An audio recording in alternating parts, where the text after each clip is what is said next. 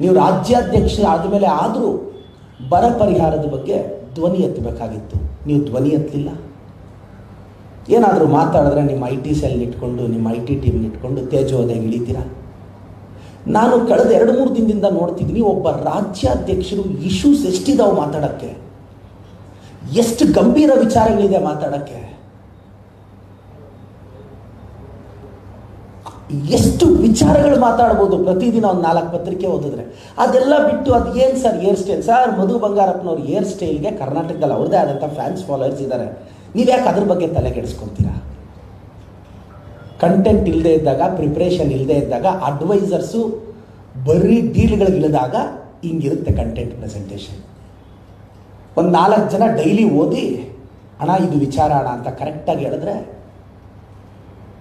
ವಿಜೇಂದ್ರ ಅವರೇ ನೀವು ಯುವಕರಿದ್ದೀರಾ, ಏನೇನೋ ಕನಸು ಕಟ್ಕೊಂಡು ಬಂದಿದ್ದೀರಾ. ಯಡಿಯೂರಪ್ಪ ಸಾಹೇಬರ ಬಗ್ಗೆ ನನಗೆ ಅಪಾರವಾದ ಗೌರವ ಇದೆ.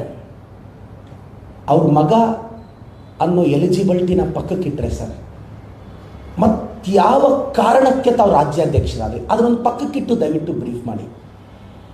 35-40 ವರ್ಷ ಪಾರ್ಟಿ ಕಟ್ಟಿದವ್ರನ್ನೆಲ್ಲ ತುಳಿತಾ ಬಂದಿರಿ ನೀವು. ಎಥಿಕ್ಸ್ ಇಲ್ಲ.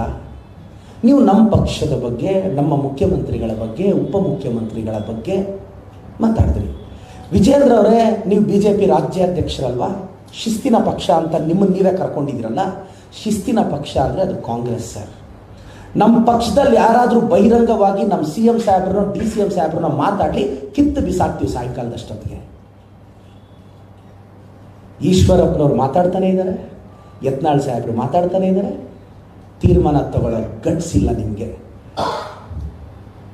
ಚೇರ್ಗಲ್ಲರಿ ಕೆಪಾಸಿಟಿ ಇರೋದು, ಅದರ ಮೇಲೆ ಕೂತ್ಕೊಳ್ಳೋಂಗೆ. ಇವತ್ತು ನಿಮ್ಮ ವಿರುದ್ಧ ನನಗೆ ಯಡಿಯೂರಪ್ಪ ಸಾಹೇಬ್ರ ಬಗ್ಗೆ ಭಾಳ ಗೌರವ ಇದೆ. ಅವರು 40-45 ವರ್ಷ ರಾಜಕಾರಣ ಮಾಡಿದವರು.